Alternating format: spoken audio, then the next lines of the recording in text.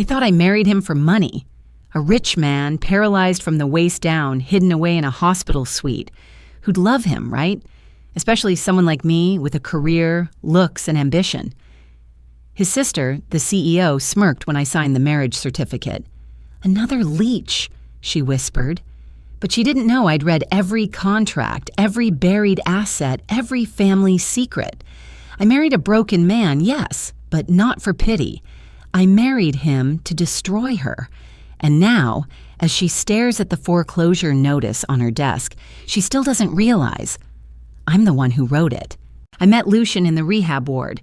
His body was still, frozen from the waist down after a freak accident in the lab 2 years ago. But his eyes? They were razor sharp. He didn't speak much, and when he did, it was with the precision of a man who had lost everything but his mind. I was supposed to be his new attending physician. But I wasn't here to treat him. I was here to save him and ruin the empire that had left him broken. He proposed within 6 months. No ring, no flowers, just a typed contract, a glance, and one whispered sentence. They won't see it coming. I said yes. We got married in the hospital's courtyard, surrounded by artificial roses and real resentment. His sister, Vivienne, didn't hide her disdain. "A woman like her," she said to the press, "always finds a way to sniff out a bank account, even if it's tied to a ventilator." She made sure the tabloids ran with it. Dr. Mary's vegetable for fortune. Angel or opportunist? I wore white, but my shoes were black. Practical, grounded, ready for war. No one from my family came. I told them not to. They wouldn't understand. What I was doing wasn't just marriage. It was a mission. Lucian had once been the lead researcher behind a breakthrough in neural recovery technology. A few months before the product launch, he fell during a lab inspection. Spinal damage, loss of function, suddenly unfit to lead. His sister, the next in line, took over everything. The patents, the board seat, the public image. And Lucian was wheeled out of relevance. Quite literally. They said he was delusional, that he imagined foul play. But when I read the internal memos, when I traced the ownership transfers, when I reviewed the lab footage she had tried to erase, it all lined up too neatly. Vivian didn't just take his legacy, she ensured he could never walk back into the building to reclaim it. Our wedding photos were awkward. I was smiling. He looked like he was analyzing my smile. I liked that. Back in our hospital suite, because no one wanted to grant him house access, I placed audio recorders inside his wheelchair's cushions, under the flower vases, inside the hollow of his pill bottles. Not for him, for them. Vivian visited once a month, always with press, always with pearls. She'd kneel beside his chair and whisper venom behind the cameras. "You should have died, Lucian. At least then people might have remembered you fondly." I saved every clip. Behind the scenes, I used my credentials to access archived clinical trials. One in particular caught my attention, a study co-signed by Vivian showing near-perfect success rates for their regenerative therapy. But when I contacted 3 of the survivor patients, 2 were dead and 1 was comatose. The trial was a lie. The success data had been fabricated. Lucian already knew. He had theories, timelines, folders marked with red tabs, and notes written by blinking eye tracker software. For 2 years, no one listened. I was the first to say, "Let's build our own case." Every night after lights out, we planned. He dictated, I typed. We drafted shell companies, traced offshore accounts, built silent networks. No one suspected the paralyzed man and his gold-digging wife to be orchestrating a counteroffensive. But war is never clean. One evening, I tried to retrieve Lucian's original injury file from the hospital archives. The report said, "accidental fall from ladder." But a second encrypted version in the admin logs showed something else. A dosage adjustment, an unlisted sedative, administered hours before the fall. The file was signed by Vivienne herself. I stared at the screen, heart racing. This wasn't negligence. This was premeditated, calculated, intentional harm, the kind of thing people go to prison for unless they own the prison's board. I returned to our room in silence. Lucian was asleep, or pretending to be. I sat beside him, whispering, "I know what she did." His eyes opened slowly. He didn't blink. "She never wanted to kill me," he said softly, "just bury me alive." We stared at each other, and for the first time since our wedding, we weren't partners. We were co-conspirators. They pitied me. Every room I entered, every board meeting I attended on Lucian's behalf, every charity gala I showed up to alone, they all gave me the same look. The poor woman married to a vegetable. Some whispered I was brave, others muttered I was calculating. Either way, I let them believe it. False perception was the most elegant form of camouflage. Vivian thought I was harmless. She'd invite me to fundraisers and panel discussions just to parade me like a docile prop. "This is Elena," she'd say, resting her hand on my shoulder like I was a pet. "Lucienne's wife, so devoted." I'd smile, tilt my head, and nod sweetly. I never corrected her when she introduced me to her investors as non-medical. But every night I returned to our apartment and reworked Lucienne's suspended research into a new regenerative model that no one had seen before. His original theory had gaps, small ones, but ones that could be fatal if left untouched. I filled them with precision. What he began as a neural response enhancer, I evolved into a full-body nerve regeneration protocol. But I needed backing. I needed access. So I became a ghost in their world, silent, ever-present, underestimated. I started with the minor shareholders. Over drinks and hollow flattery, I learned who was dissatisfied, who had regrets, who was one scandal away from abandoning ship. I listened. I made notes. I made promises I never said aloud. And then I deployed my real weapon. Her name was Marissa, Vivian's live-in housekeeper for nearly a decade, overworked, underpaid, and invisible. I offered her double her salary to do one thing: listen. Every email, every phone call, every tantrum behind closed doors, Marissa recorded it all. Once a week, she left a memory card inside a hollowed-out hairbrush that I picked up during our ladies' brunch. Vivian never suspected. Why would she? I was just the wife of her broken brother. Inside those recordings were cracks, proof of bribes to medical examiners, payoffs to silence injured trial patients, even audio of Vivian laughing about sabotaging Lucian's final test run. "He was always too noble," she said in one clip, "so I gave him a reason to sit down and shut up." I had more than enough to destroy her. But revenge, I'd learned, was most effective when served in pieces, not all at once. It was during one of these silent war days that I met Dr. Acker again, the man who once claimed to be my mentor, who had stolen my clinical thesis and published it under his own name. Back then, I didn't have the money or power to fight him. But time has a way of circling back. He didn't recognize me at first, another young woman at a research symposium in Zurich, tucked between panels on biotech innovation. I approached him, thanked him for his contributions, and casually mentioned a clinical flaw in his latest paper, a flaw that could only be identified by someone who knew the original model intimately. His eyes narrowed. "Elena," he said, not with recognition, but with fear. I smiled. "Took you long enough." He begged for a deal. I didn't give him one, but I did offer him a way out, publish a joint paper under my name first, publicly endorse my protocol as an advancement of Lucian's legacy, and hand over the licensing rights to an independent oversight group. That just happened to be run by one of my silent partners. He signed.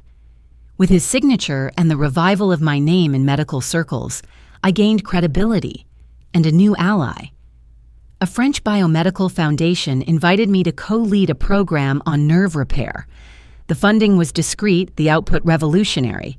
Meanwhile, Vivian's team had no idea what storm was building beneath their feet until the envelope arrived, a formal inquiry sent from the Department of Health and Human Services, opening a full-scale investigation into falsified trial results, financial fraud, and ethical violations under her leadership. Lucian and I watched her press conference from the rehab center's TV. Her face was tight, lips pressed. She blamed disgruntled former employees, claimed to be fully cooperating. Her voice shook, just slightly. She didn't know the email that triggered the investigation came from me, an anonymous whistleblower account routed through 6 countries. Inside it, everything Marissa recorded, every forged signature I found, every dead patient's name brought back to life on paper. Lucian squeezed my hand. "She's going to fall," he whispered. "No," I said. "She's going to beg." They say public shame can ruin a person. I needed it to cover my tracks. The scandal broke like wildfire. Overnight, I went from a loyal wife to a national disgrace. News outlets replayed clips of Vivian's trembling voice, fake tears glistening as she spoke to reporters. We welcomed Elena into our family. We trusted her. And now we learned she used my brother, a man who can't even walk, to infiltrate our company and steal sensitive research. She called me a corporate spy, said I was part of an underground biotech cartel trying to bring down Miller Therapeutics from the inside. It was ridiculous, so exaggerated it bordered on fiction. But the media ate it up. Headlines screamed, "Angel turned assassin," "Lucian's wife or corporate saboteur." They showed clips of me at fundraisers, slow zooms on my smile like I was a Bond villain in a ball gown, and I let it happen. I canceled all appearances, deactivated my accounts, stopped answering calls. Investors began whispering. Lawyers circled. My name was toxic. It was exactly what I needed. Behind the noise, I executed the real plan. A month before the press conference, I had begun transferring funds to holding companies. Shells built to be untraceable, legally registered in jurisdictions where transparency is optional. Through them, I quietly purchased minority stakes in Miller Therapeutics, piece by piece. They weren't large enough to raise alarms, but they were strategically placed, enough to sway future votes, delay decisions, reroute accountability. While everyone was watching the fire, I was redrawing the map. Lucian played his role with silent brilliance. He stopped speaking publicly, let people believe he was hurt, betrayed, broken. He even requested to be moved to a different ward, away from me. When a tabloid published a grainy photo of me leaving the hospital late at night, looking guilty, he didn't deny it. We were no longer allies in the public eye, and that made us invisible. But truth has its own gravity. One night, Lucian called me into his private study. We hadn't spoken in days, not even in whispers. He rolled his wheelchair to a dusty cabinet and unlocked a hidden compartment. Inside, a small black USB drive. "It's time," he said. We plugged it into my laptop. The footage was grainy but clear. It showed a younger Lucian lying on a medical table, semi-conscious. A woman stepped into frame, Vivian. She wasn't wearing gloves. She didn't hesitate. She injected a clear liquid into his IV. Then she leaned close and whispered something into his ear. We had no audio, but Lucien remembered the words. "You'll thank me one day." He never did. I sent the video to 3 key investors, men who'd built their fortunes on data, not drama. Within 24 hours, one withdrew his 12% stake. The second froze all pending deals. The third scheduled an emergency board meeting. Vivian panicked. She issued another statement, this time visibly shaken. She blamed a malicious deepfake campaign meant to extort her, but no one bought it. The timestamps, the metadata, the origin of the footage, it was too clean, too real. 2 days later, she came to our apartment. I opened the door to find her standing there, no makeup, eyes red, her designer coat wrinkled. She didn't speak, just walked in and sat on the edge of our couch like she'd done it 100 times, as if she hadn't spent the last year trying to erase us. Lucian didn't look at her. He stayed in his chair, back turned. I poured her tea, not out of kindness, but ceremony. Finally, she broke the silence. "What do you want?" I tilted my head. "What makes you think I want anything?" She laughed bitterly. "You wouldn't go this far just for justice. You're smarter than that." I didn't answer. She placed a thick folder on the table. Inside were financials, transfer logs, NDA violations. It was an offer, not peace, a trade. "I give you controlling interest," she said. "In exchange, you make this disappear. The footage, the emails, the narrative." Lucian turned then. Just his head, his expression unreadable. Vivian looked at me. Her voice dropped. "You're not doing this for him anymore. You're doing it for you. And if you keep going, you'll be me. Is that what you want?" I stood slowly, walking to the window. What I wanted had changed. The application launched without fanfare. Just a soft blue icon on a clinical interface and a name only 3 people understood, Prometheus. It wasn't just a software, it was a system, an AI-powered platform for monitoring, mapping, and regenerating neural activity in patients with spinal damage. It adapted in real time. It learned each user's brain like a fingerprint. And it worked. The first trial patients were walking again, not flawlessly, not overnight, but walking. And one of them was Lucian. The science community whispered at first, "Too good to be true." Then the demonstrations began, quiet, clinical, undeniable. A global neuroscience summit extended an invitation. Lucian accepted. The auditorium was full. Scientists, investors, journalists, some of them the same people who once helped bury Lucian's career under pity and silence. They sat in stiff rows watching the screen above the stage as our product ran live diagnostics on a volunteer patient. Then the host introduced the final speaker. Lucien appeared behind the curtain, not in a wheelchair, not being wheeled out. He walked, unsteady, deliberate, supported by braces and micro-actuators, guided by the very system he and I had built. A man who hadn't stood in 7 years now took slow, determined steps across the stage. The applause began quietly, then grew, then became a storm. Vivian was in the 3rd row. Her face was pale. Her mouth moved, but no words came out. Lucian stood before the mic. "I am not a miracle," he said. "I am data, persistence, and a woman who refused to accept what the world said was final." Every eye turned to me, but I didn't move. I didn't wave. I didn't stand, because it wasn't my name on the research. Later that night, in a small press conference room, I signed the final documents. I transferred full ownership, control, and direction of Prometheus to Lucien. Every share, every patent, every licensing deal. My name would disappear from the corporate structure entirely. The journalists were confused. "Why?" one asked. "You built this. You saved him." I smiled. "Not everything that's yours has to bear your name." Justice didn't require a spotlight, just balance. Meanwhile, Vivian's empire crumbled. Her investors, now publicly embarrassed, called for audits. The footage of her injecting Lucien played on international news cycles. Lawsuits poured in. Clinical victims came forward. One by one, her assets were frozen. She resigned, disappeared from press. Rumors said she was receiving treatment for stress-related complications. I waited 2 months before visiting her. The facility was stark, white walls, 1 nurse per hall. She was thinner now, pale. Her eyes didn't carry fire anymore, just confusion and paranoia. She looked up when I entered. At first, no recognition. Then a flicker, a flinch. "Elena?" I nodded. She tried to sit up. Failed. "You got what you wanted," she said hoarsely. I sat across from her.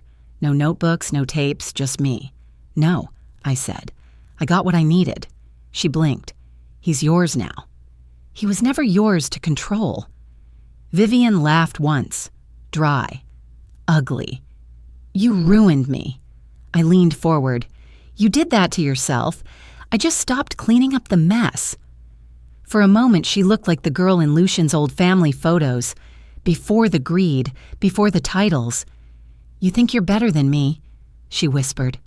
"No," I said quietly. "I think you were my greatest teacher. You taught me power doesn't come from the top of the tower. It comes from knowing where to strike the foundation. I stood. She didn't stop me. She couldn't. That night, I returned home alone. Lucienne was overseas, meeting with WHO partners. Our apartment was silent, the kind of silence that wasn't empty, but earned. I walked into the bathroom and stared into the mirror. And for the first time in years, I didn't see a woman bent on revenge. I saw someone whole. I never wanted to be a celebrity, but the world doesn't care what you want. After the summit, after the walking miracle, after the headlines that called me the silent architect of modern medicine, my name exploded. Elena Moore. Innovator, strategist, visionary. Every photo was dissected, every outfit rated. Talk shows debated my motives, forums speculated on my past, the woman behind the comeback. And yet, the louder the applause, the quieter my phone became. Friends I hadn't heard from in years suddenly couldn't remember my number. Mentors avoided my emails. Even former colleagues, those I had once defended, began canceling coffee meetings. They smiled on camera, praised me publicly, but when the lights dimmed, they vanished. Some were afraid, others were jealous, most were just self-protective. She knows too much. Be careful what you say around her. She's not just smart, she's dangerous. I wasn't offended, just disappointed. I hadn't changed. They had. Still, I pushed forward. Lucien was traveling constantly. He thrived in the spotlight. I stayed behind, managing back-end operations, ensuring Prometheus ran with integrity. But the world didn't believe in quiet power. Paparazzi followed me to the grocery store. One even tried to break into my garage. Another claimed we were secretly working with the government on weaponized bio-neural technology. Some said Lucien and I had faked his injury for sympathy. One tabloid insisted I was part of a global cult of science witches, manipulating world leaders. It would have been laughable if it didn't come with death threats. Then came the offer. A Swiss-based biotech conglomerate, flawless credentials, massive funding, a promise, global expansion of Prometheus, rapid access to third-world hospitals, cross-border data partnerships. One catch. They'd handle data security. In other words, they wanted backdoor access to the most sensitive neurological data in the world. You'll still be the face, the rep said. We just streamline back-end management, regulatory shielding, standard stuff. I asked for time. That night, I sat in the dark with a glass of wine and 3 non-disclosure agreements on my desk, each one thicker than the last. Each one a map of ways to make myself irrelevant in my own creation. Lucien called from Tokyo. He was smiling. They were naming a wing after him. I didn't mention the offer. Instead, I walked outside, barefoot, into the cold night. The city lights flickered beneath me like static. I thought about power, how easily it turns from shield to sword, how quickly people fall in love with it, and how quietly it demands everything. The next morning, I declined the offer. Within a week, 8 lawsuits landed on my desk. Trademark disputes, patent challenges, claims of data mishandling, falsified trials, tax discrepancies, all strategically timed. All connected to companies with quiet ties to the very organization I'd turned down. The message was clear: play by their rules or be erased. I didn't fold, but I felt it. The isolation. The tightening noose of power without protection. The final blow came quietly. Lucien returned from his tour, silent. He avoided eye contact, moved around the apartment like a guest. I asked him if he was okay. He said yes, but his eyes betrayed him. One morning, I found a note by the kettle. His handwriting, careful, deliberate. I love you, but I don't know who you are anymore. He didn't take anything, just his coat. I watched you take on giants, the letter read. I watched you win, but I don't know what remains of the woman I married. You won the war, but what's left to hold on to? There was no signature, just the imprint of his name, faint, like he pressed the pen too softly. I I stood there for hours, not crying, not angry, just hollow. I vanished. No press release, no farewell speech. I left everything behind: city, technology, identity. Prometheus now belonged to the world. I belonged to no one. My new home was a clinic in the mountains, attached to a modest university. There were no boardrooms, no cameras, no headlines, just young minds, stethoscopes, and silence. I taught basic neuroanatomy and field medicine. Most students didn't know who I was. The ones who suspected never asked. The rhythm was quiet, deliberate. Wake at dawn, lecture before the sun rose too high, walk among pines in the afternoon. I traded algorithms for analog thoughts, patents for paragraphs on chalkboards. I never spoke of Lucian, not out loud. One afternoon, a student lingered after class. Her name was Mira. She was clever, a little too observant. "Can I ask you something?" she said. I nodded. "Do you regret it? Burning it all down?" The room was empty, sunlight tracing the floor. I looked at her, not at her question, but at the place it came from. "Sometimes," I said. "But sometimes, things need to burn so that what grows after is honest." She didn't ask anything else. That night, I sat by the fire and reread Lucian's letter for the 1,000th time. His words hadn't faded. Neither had the ache they left behind. In another life, I would have explained myself. In this one, I wasn't sure I needed to. 3 weeks later, during office hours, I heard a knock. A girl stepped in. She looked nervous, clutched her folder too tightly. "Hi," she said. "I'm transferring into your class. Late enrollment."